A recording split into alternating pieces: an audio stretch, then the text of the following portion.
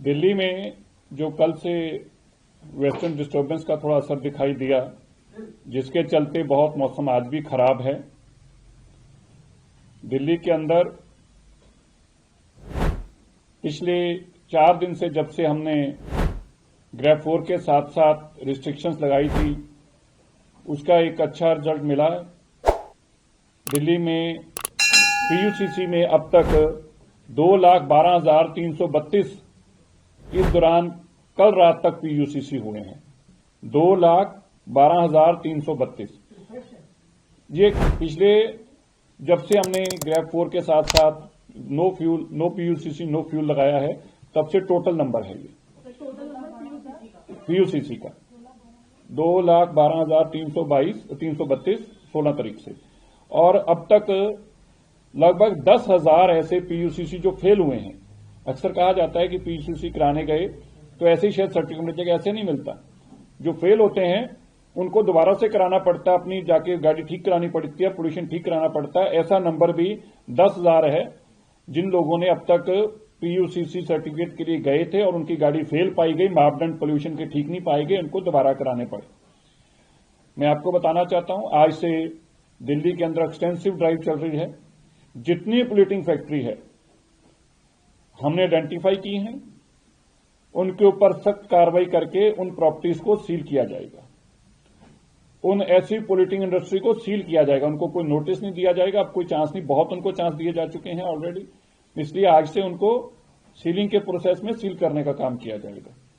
दूसरा, जिन इंडस्ट्रीज ने ओसीईएम के लिए अभी तक अप्लाई नहीं किया, 31 तारीख लास्ट थी, अगर उनकी भी कार्रवाई अभी तक उन्होंने नहीं अपना अप्लाई किया होगा तो उन पर भी कार्रवाई की जाएगी।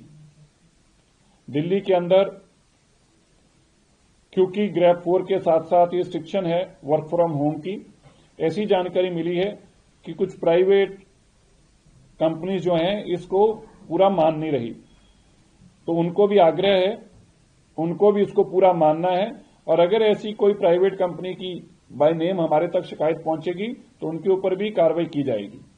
आज सभी एमसीडी के डिप्टी कमिश्नर्स डीपीसीसी के साथ जो अनऑथराइज्ड इंडस्ट्री है उसका भी सीलिंग का प्रोसेस एमसीडी की तरफ से शुरू किया गया है।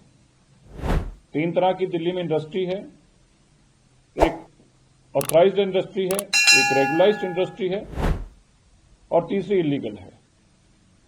जो इलीगल इंडस्ट्री है इसको 100% किसी भी कैटेगरी में हो, पोल्यूटिंग हो या नॉन पोल्यूटिंग हो, ये मानयोग सुप्रीम कोर्ट का आदेश है कि इनको तुरंत बंद किया जाए, इसलिए एमसीडी इनके ऊपर भी कार्रवाई कर रही है।